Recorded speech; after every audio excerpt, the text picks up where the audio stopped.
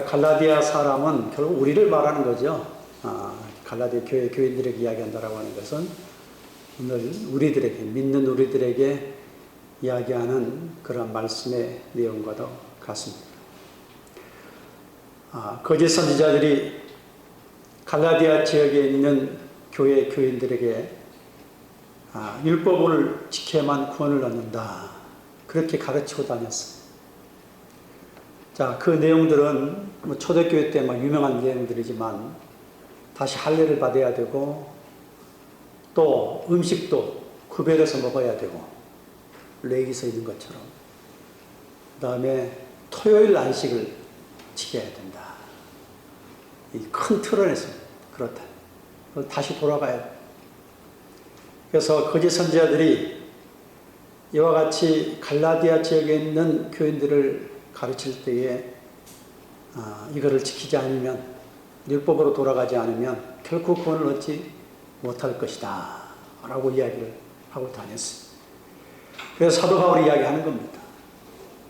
율법으로는, 또 율법으로 돌아가서는 구원을 얻지 못하니 오직 예수 그리스도로, 복음으로, 복음을 전해준 그 핵심의 내용 예수님으로, 믿음으로 구원을 얻는 것이다.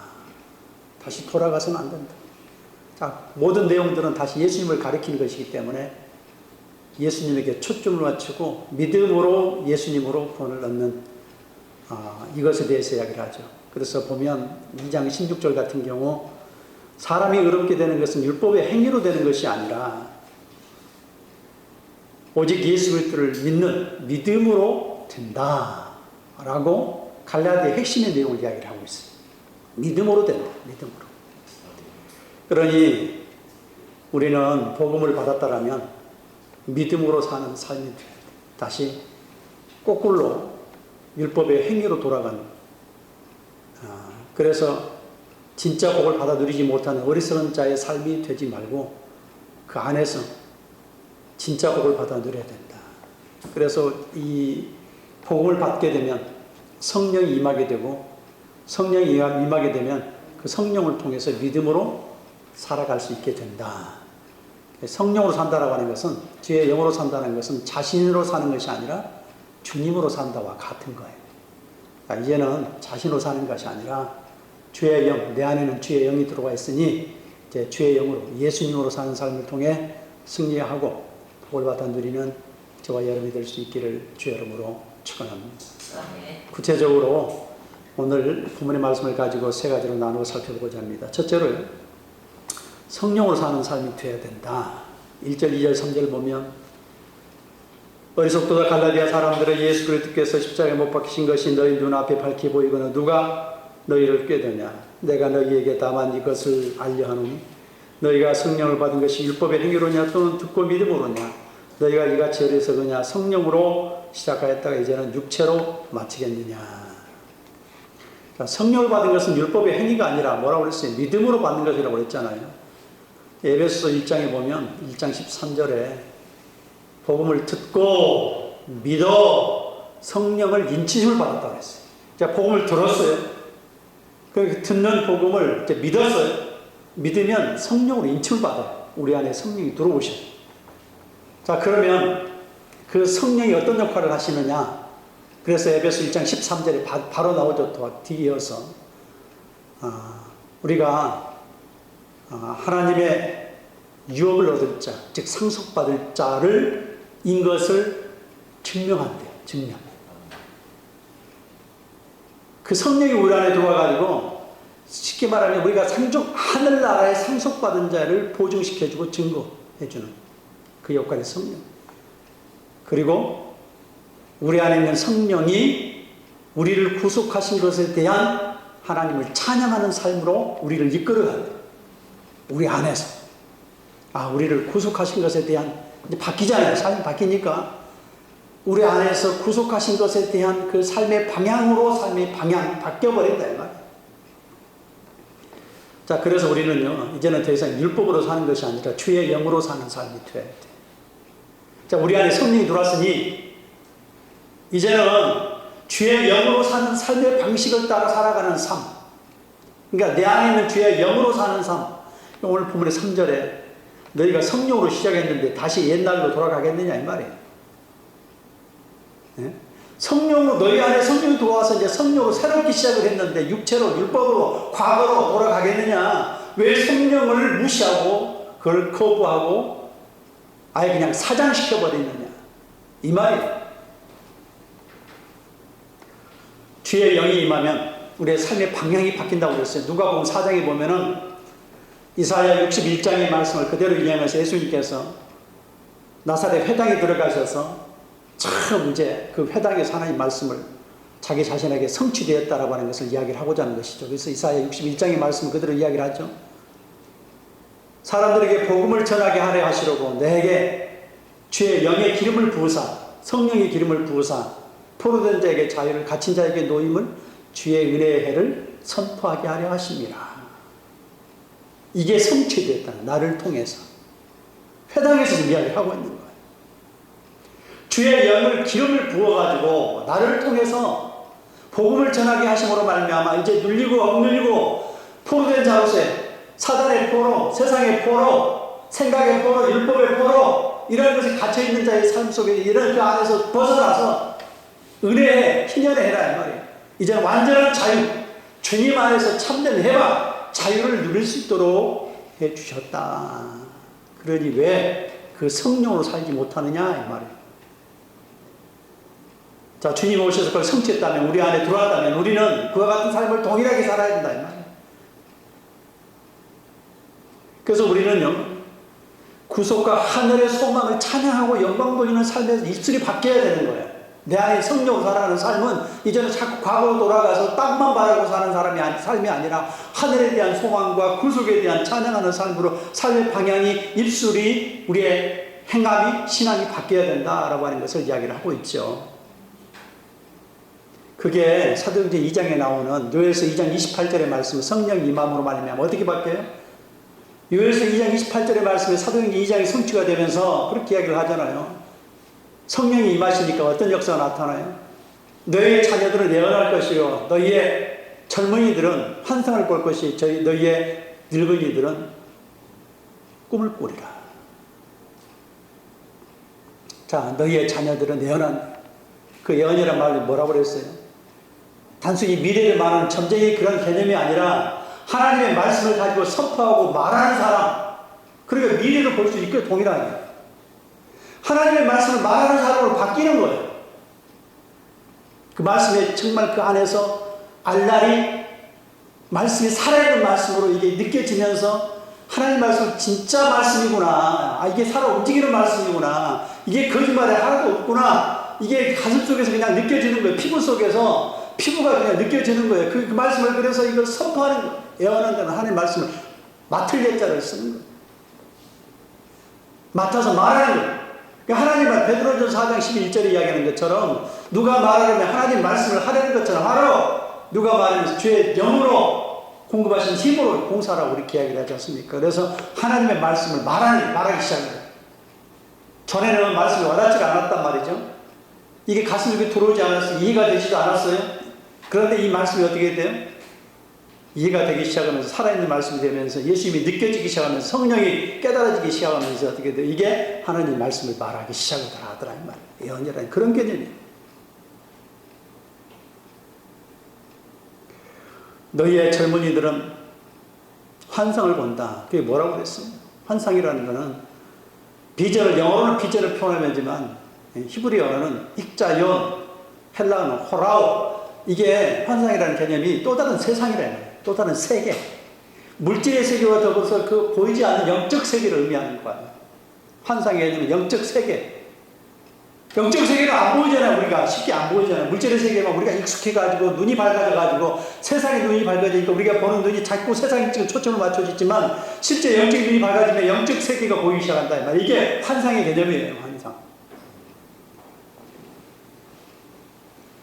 다니엘서 2장 44절에 보면 영적 세계에 대한 부분을 느부갓네살 신상을 이야기를 하면서 느부갓네살 신상의 그 환상을 보니 머리와 가슴과 배와 넓적다리, 종아리 이렇게 네 부분을 구별해서 이야기하면서 금, 은, 동, 철, 흙 섞여 있는 각각의 나라 바벨론, 페르시아, 헬라, 로마의 나라. 그 나라는 늘 바뀐단 말이에요. 영원히 존재하지 않아요. 바뀌어요. 그런데 다니엘서 2장 44절에는 하나님의 영원한 한 나라가 들어와요. 하나님의 한 나라, 영원한, 망하지 않는 나라, 패하지 않는 나라, 영원히 서는 나라. 손대지 않은 돌이 45절에 보면 2장 45절에 다니엘서 손대지 않은 돌이 치고 들어온다. 손대지 않은 돌이 예수님이에요. 예수님. 자, 우리가 보는 세계가 물질의 세계에서 지금 이 세상에 도로 21세기를 살아가는 우리의 삶이 이것만 전부가 아니다. 보지 않는 영적 세계가 지금 이곳에 드리워져 있다. 이거를 볼 줄 안다 이 말. 주의 영으로 보면 늘 젊은이는 환상을 본다라고 하면 또 다른 세상, 또 다른 세계, 또 다른 영의 세계.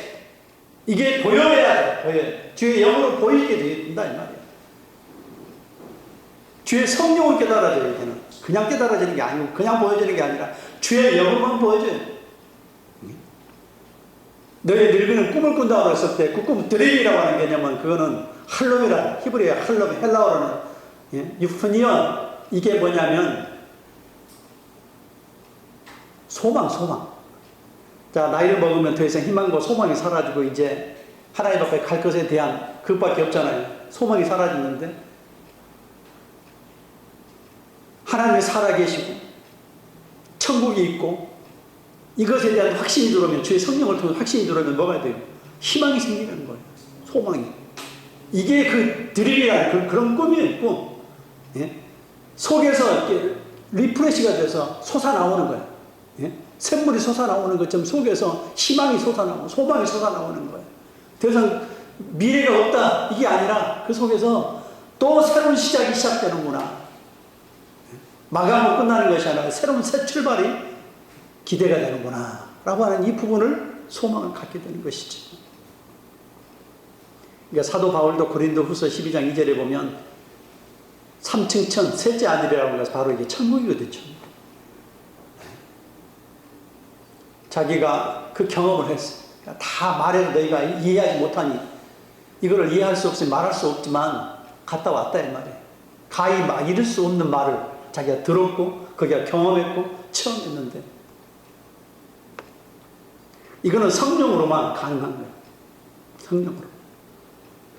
여러분 그러니 우리가 내 안에 있는 주의 영으로 사는 삶이 돼야 된단 말이죠. 다시 주의 영이 아닌 삶으로 다시 돌아가면 자신의 노력과 힘으로 살아가는 삶이 아니라 주의 영으로 사는 삶이 시작하게 되면 삶의 패턴이 바뀐다는 거. 보는 눈이 달라지고 말하는 게 달라지고 희망이 달라지고 왜요? 또 다른 세계가 있으니까 그게 보이기 시작을 하니까 로마서 8장 26절에 보면 주의 영으로 기도하게 돼요. 주의 영으로. 우리가 말할 수 없은 그 고통 속에 있을 때 우리가 차마 기도가 안 나올 때는요 주의 영이 대신해서 기도해요.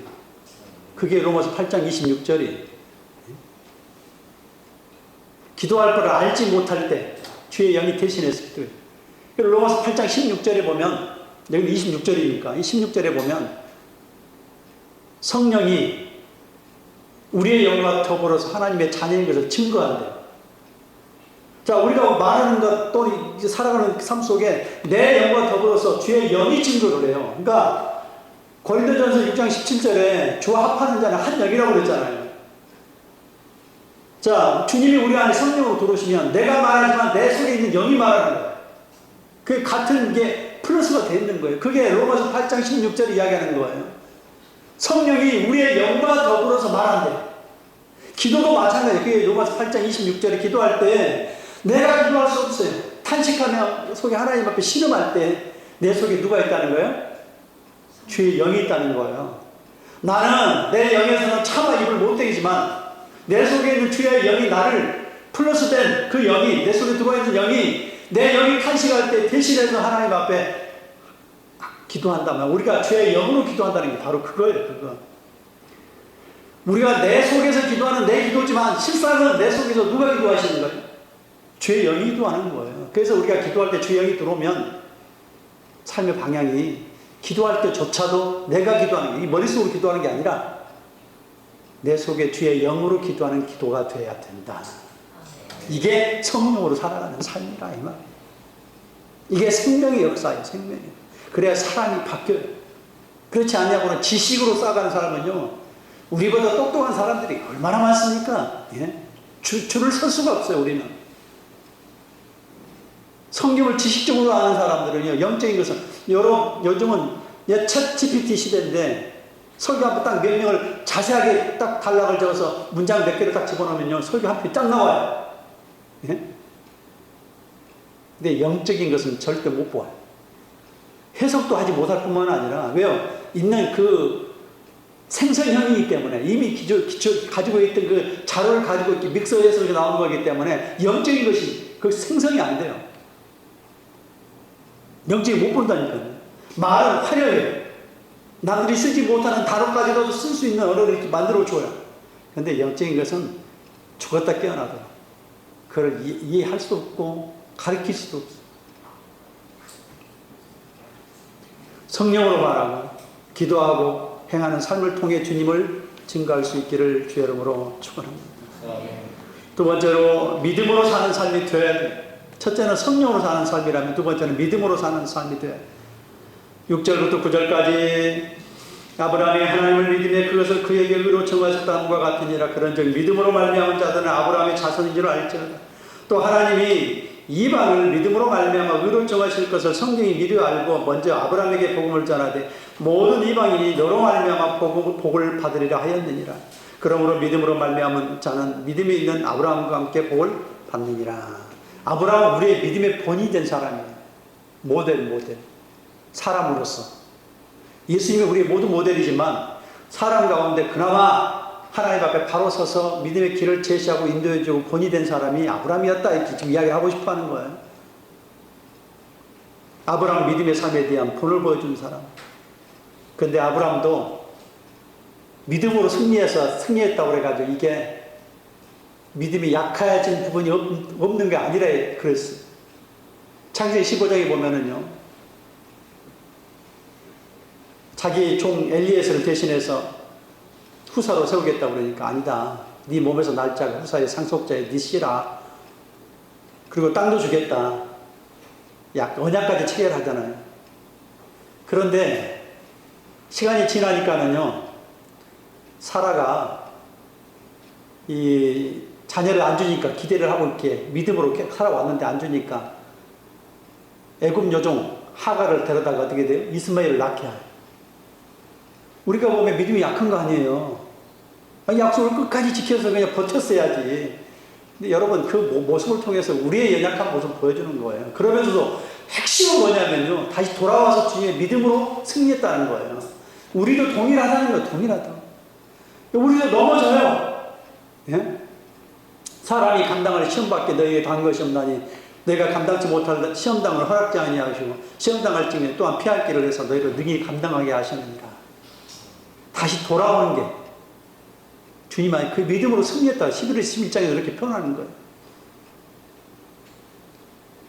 자, 그뿐만이 아니에요. 하나님의 사자가 아브라함과 사라에게 나타났는데 사라는 장막에 딱 이렇게 있었어요. 사라가 아브라함에게 이야기를, 이제 사자가 아브라함에게 이야기를 합니다. 내년에 너에게 아들이 있을 것이다. 그러니까 장막대에 숨어있던 뒤에 있던 사라가 웃었어요. 그 웃음은 긍정의 웃음이 아니에요. 예? 나의 남편도 나이를 먹었고 나도 경수가 끊어졌는데, 월경이 끊어졌는데 어떻게 나올 수 있느냐 이 말이에요. 웃었어요. 그 웃음은 긍정의 웃음이 아니라 부정의 웃음이에요. 어찌 보면 비웃음과도 같은 거예요. 그러니까 믿음이 그렇게 연약한 모습으로 추락했다 이 말이에요. 그러니까 그 연약한 모습으로 추락을 했는데 주셨잖아요. 그러니까 그 이름이 이삭이란 비웃음의 개념이, 그러니까 부정적인 웃음의 개념이 이제는 진짜 기쁨의 웃음으로 바뀌는 거예요. 이삭으로 바뀌는 거예요. 이삭이 웃음 아니에요, 웃음. 웃음이 진짜 기쁨의 웃음으로 바뀌는 거예요. 자, 그러면 그 안에 이삭으로 태어나는 것이 우리의 믿음의 상태를 그대로 보여준 거라고 그랬잖아요. 자, 아브라함이 99세, 사라가 89세에 임신을 해서 100세에 낳았다고 그랬다. 약속을 받아서. 자, 100세 받고 90세에 낳았단 말이에요. 그러면 인간의 몸으로 어떻게 할 수 없는 그러한 상태와 조건인데 뭘 얻었어요? 믿음으로. 인간의 노력으로 얻는 거 아니에요. 인간의 어떤 물리적인 조건으로 얻는 게 아니라 뭘 얻었다는 거야? 그 사건을 통해 우리가 가르쳐주고 하는 핵심은 물리적인 조건을 또 노력을 통해서 얻는 게 아니라 믿음으로 자녀가 잉태한다 이 말이에요. 이삭은 전적으로 하나님의 은혜로 잉태된 거예요. 우리 속에 이삭이 누구예요? 예수님이잖아요. 예수님이 우리 속에 잉태되는 것은 전적으로 하나님 믿음이에요. 믿음. 우리의 노력으로 잉태되는 게 아니라 믿으면 우리 안에 잉태되지 않을 것 같은 우리의 조건인데도 불구하고 우리 속에 예수님이 잉태돼요. 이삭이 잉태된단 말이에요. 100세에 90세에 잉태되는 것처럼 우리의 믿음으로 잉태되는, 그렇지 않습니까? 나이로 봤을 때는 안 되는 거예요. 예? 월경도 끊어지는데 인간적인 방법으로 됩니까? 안 되지. 믿음으로만 가능한 거예요. 우리가 예수를 믿음으로만 우리 속에 예수님이 잉태되는 것이지 물리적인 방법으로 다시 어머니 뱃속에 들어간다 나옵니까? 니고데모가 이야기하는 것처럼 아니다. 주의 영은 우리 안에 들어와서 영으로 잉태되는 것이다 이야기를 하지 않습니까? 그게 마리아의 사건을 통해서 마리아가 주의 영으로 잉태됐잖아요. 성령으로 마리아에게 태어난, 그게 우리의 모습의 신앙, 우리의 신앙의 모습이다 라고 하는 것을 이야기를 하고 있죠. 그러면 그것으로 잉태됐다고 우리가 야 나는 잉태됐으니 뭐 이제는 더 이상 안전해. 하나님이 거기서 잉태됐다고 그래 우리의 삶이 평탄한 길만 갑니까? 자, 이스마엘이요 내버려 두지 않아요. 이삭을. 성경의 창세기 21장 9절에 보면 이스마엘이 이삭을 놀린다고 그랬는데 그 놀리는 표현이요 야살의 책에 보면 이삭이 5살 됐을 때 화살로 죽이려고 해요. 이스마엘은요 하나님 믿지 않는 자녀예요.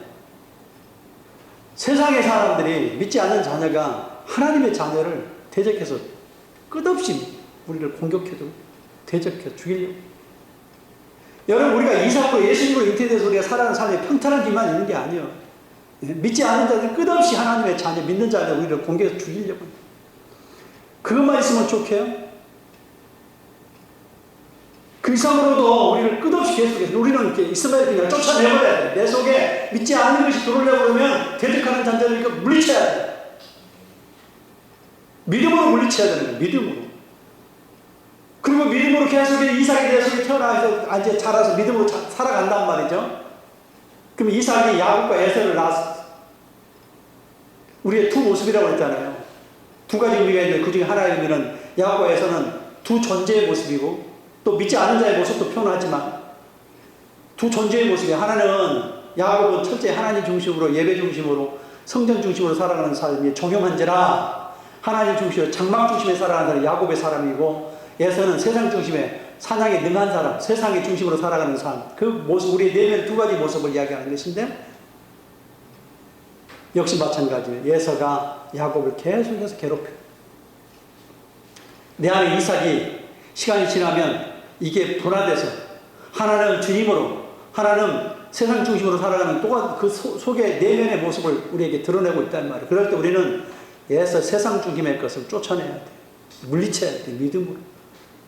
두 가지가 항상 공존하고 있어요. 그럼 또 그걸로 그걸로 끝나는 게 아니잖아요. 또 하나님이 어떻게 해요? 이삭을 드리라고 해요. 드려. 이삭은요 아브라함의 분신이에요. 분신. 가장 소중한 거거든요.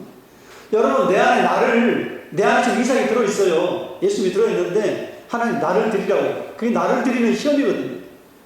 가장 소중한 나 아니면 나와 관련된 내 자녀 가장 가까운 자 소중한 걸 드리라고 요구했을 때 아브라함 이삭이 자기 분신이거든요. 자기거든요. 자기가 더 소중한 존재거든요. 자 그걸로 끝나서 다 그냥 되면 좋을 것 같은데 또 이삭을 드리라고 해요. 하나님 또 시험하죠. 그때 나를 드릴 수 있느냐. 예? 예수님을 연합된 나를 드릴 수 있느냐. 나를 완전히 하나님 앞에 나의 십자가에 내 목숨을 하나님 앞에 드릴 수 있느냐 이 말이에요. 드렸을 때 어떻게 돼요? 그 죽음의 장소에서 다시 도로 받아요. 새로운 생명으로 돌아와요. 그게 히브리서 11장에 다시 죽은 자 가운데서 돌아받았느니라. 죽음을 통한, 자기를 온전히 내어드림을 통한, 십자가에 내어드림을 통한, 나를 드림을 통한 어떻게 돼요? 다시 새롭게 받는 사건이 되는 거예요. 새로운 생명으로 거듭나는 시간. 여기까지 가야 됩니다. 여기까지. 우리의 신앙이 아브라함이 처음부터서 그냥 순탄한 길로 다 간 게 아니라 그 상황, 사건, 모든 일들을 통해서 우리 안에, 그 다음에 쫓아내는 이스마엘, 그 다음에 내가 세상 중심으로 살아가는 예수와 같은 이러한 것들을 물리치고, 그러면 그것을 끝나는 것이 아니라 나를 완전히 하나님 앞에 드릴 수 있느냐? 이것까지 하나님 우리를 시험하실 때 그것까지 드리라는 말. 나를 온전히 드리는 것. 그러할 때 내 씨를 통해서, 내 씨가 뭐야? 예수님을 통해서 복을 받으리라. 물리적인 그 씨도 있지만 그게 갈라디아 3장 16절에 그 씨가 누구라고 그랬죠? 예수님이라고 그랬잖아요. 진짜 복은 내 안에 있는 예수님을 통해서 복을 받는 거예요. 그래서 믿음으로 복을 받는 거예요. 믿음. 하나님을 끝까지 신뢰하는 믿음을 통해서 복을 받고 복의 통로가 될 수 있기를 주의 이름으로 축원합니다. 마지막으로 세 번째, 예수님으로 사는 삶이 되어야 됩니다. 12절 14절까지 율법은 믿음으로 난 것이 아니 율법을 행하는 자마다 그 가운데 살리라 하였느니라. 그래서 우리를 위하여 저주를 받은 바 되어서 율법의 저주에서 우리를 속량하셨으니 기록된 바 나무에 달린 자마다 저주 아래에 있는 자라 하였습니다. 이는 그리스도 예수 안에서 아브라함의 복이 이방인에게 미치게 하고 또 우리로 하여금 믿음으로 말미암아 성령의 약속을 받게 하려 함이라. 자, 율법이 아닌 예수님으로 살아가는 삶을 이야기를 하고 있죠. 오늘 본문의 12절에 율법을 행하는 자는 그 가운데 살리라. 이 말은 율법으로 살면 율법의 한계를 뛰어넘지 못하고 거기에 저주 가운데 갇힌다는 거예요. 율법 자체가 저주예요. 저주. 못 지키는 거기 때문에. 지킬 수가 없기 때문에 너희는 이것을 뛰어넘지 못한다는 것을 깨닫게 하게끔 하기 위해서 율법을 주셨는데, 자, 율법을 지키는 자는 율법을 말미암아 산다라고 하는 것은 너는 율법에 갇혀서 뛰어넘지 못하느니라. 그러니까 그 뛰어넘지 못하는 그 삶에 주님께서 어떻게 하시겠다는 속량하셨다. 속량. 그 다음에 나오잖아요.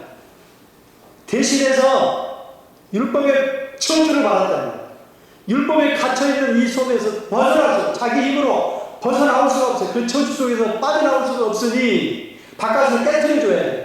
그 깨트려주는 방법이 예수님께서 십자가를 통해서 저주를 받으셨다 이 말이에요. 오늘 본문에 저주를 받은 바 되사 로마서 8장 3절에 보면 뭐라고 그랬어요? 2절 3절에 보니까 거기에 죄를 정하사 3절에 로마서 8장 3절에 죄를 정하사 고린도후서 5장 21절에 죄로 삼으셨다. 똑같은 말. 제가 뭐라고 그랬어요? 모스타모트 죽고 죽으리라. 이거는 죽음이 죽는 거라고 했잖아. 영적인 의미는 죽음이 죽는 거예요. 십자가에서 그냥 저주가 죽어버리는 거예요. 저주가 못이 박혀서 끊어져 버리는 거예요. 이걸 이야기하는 거예요. 지금 이야기 나오는 본문의 내용이 저주를 받았다라고 예수님이 한 번 만에 다 저주를 담고 십자가에, 그래서 오늘 본문에 민수기 21장에 나무에 달린 자마다 저주의 아래에 있다 이렇게 표현하잖아요. 나무에 달려서 예수님께서 모든 저주를 다 이렇게 담아서 저주를 죽여버리셨단 말이죠. 저주를 받았어요. 그에게 죄를 정했다. 그에게 죄로 삼아서 거기에 다 담아 가지셨으니 그래서 속량하셨다. 속량. 여기서는 엑사고라잖아요. 에크 플러스 아고라. 이거는 시장부터 불러냈다. 값을 주고 신분의 변화야. 이제는 하나님의 자녀로 신분이 바뀌었다. 이 말. 속량이다. 그러면 우리의 차원이 달라지는 거예요. 차원. 삶의 차원. 그래서 로마서 10장 4절에 율법을 완성하셨다는 표현을 해요. 율법을 성취하셨다. 누가요? 예수님이 성취하셨으니까 더 이상 너희는 이제 율법 속에 갇혀 살지 마라. 그는 저주기 때문에. 그럼 예수님께서 다 이제 바꿔놓으셨으니, 완성해 놓으셨으니, 성취해 놓으셨으니, 이제는 너희가 주님 안으로 돌아서 주님을 의지해서 주님으로 살아가는 삶이 되라. 이걸 말하고 싶어 하는 거예요, 지금. 그래서 오늘 본문의 14절에 예수 안에서 아브라함의 복이 이방인에게 미치게, 이제는 아브라함도 예수님 안에서의 복을 보고 지금 예수님을 붙들었다 이 말이에요. 우리도 예수님을 붙들어라 이 말이에요. 자, 아브라함이 요한복음 8장 56절에 예수님께서 이야기를 하잖아요. 율법사들과 함께. 네가 50도 못했는데 아브라함을 봤느냐? 나는 아브라함 있기 전에 있다고 이야기하면서 뭐라고? 아브라함도 나의 때 볼 것을 즐거워하다가 보고 기뻐했다. 아브라함도 예수님을 기대하고 소망했는데 그걸 영적인 눈으로 봤다는 거예요. 그러면 아브라함 믿음 어떤 믿음? 예수님에 대한 믿음이에요. 시편 110편에 있는 다윗도 믿음이 누구예요? 예수님에 대한 믿음이에요. 자, 그러면 아브라함도 예수님을 지금 보고 듣고 그를 붙잡는 믿음이었는데, 그래서 그 복이 예수님을 통해 흘러가는데, 우리는 그러면 다 일어나는데 우리는 엉뚱하게 예수님을 붙들지 못하는 어리석은 자가 되지 않는, 다시 율법으로 돌아가가지고 예수님이 아닌 것을 붙드는 어리석은 자, 그게 저주라는 거야. 저주. 그래서 자신의 노력이 아니라 예수님을 붙들어서 예수님으로 살아가는 삶이 되라. 거기에서 자유와 거기와 구원과 평강과 생명이 있다. 그게 마태복음 11장 28절 이하에 수고하고 무거운 자들아 다 내게로 오라. 내가 누가 시게 예수님이 시기하는 거예요. 요한복음 8장 32절에 진리를 알지니 진리가 너희를 자유케 하리라. 그 진리를 예수님이 자유케 하는 거예요. 내가 너희를 쉬게 하는 것처럼 진리를 예수님이 자유케 하는 거예요. 누가 자유케 해요? 예수님이 자유케 하는 거예요. 자유는 예수님이 주셔요. 응?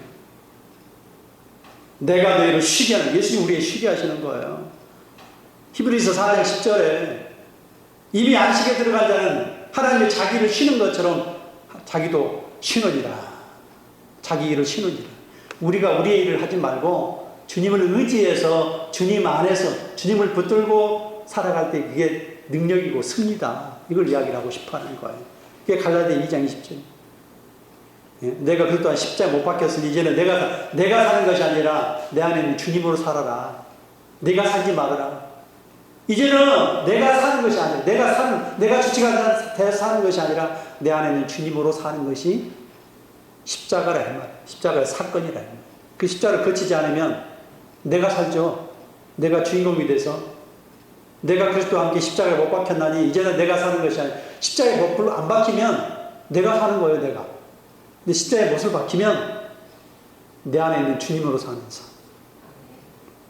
이게 예수님으로 사는 삶입니다. 아브라함은 이걸 보고 이미 아브라함은 예수님으로 사는 삶에 대한 부분을 보고 지금 믿음을 이야기를 하고 있는 거예요. 이게 진짜 믿음이라는 거예요.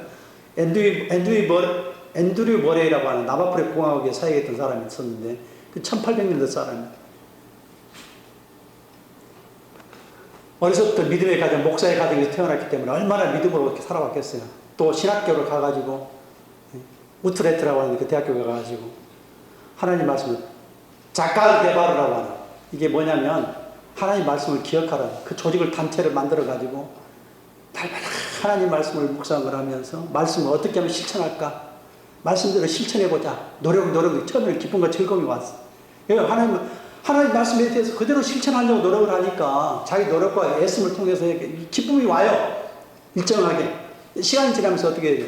점점점 번아웃이 되는 거예요. 완전히 탈진되는 거예요. 그게 아닌 거예요. 신앙 안에서는 일정하게 자기 어떤 노력을 통해서는 어떤 것이 기쁨이 처음에는 오지만 그게 답이 아니고 그 안에 생명이 아니니까, 진짜 우리 안에 생명은 얘 안에 예수님으로 행할 때 예수님 자체가 생명이니까 생명의 역사가 내 속에서 나오는 거예요. 예수님으로 나오는 거예요.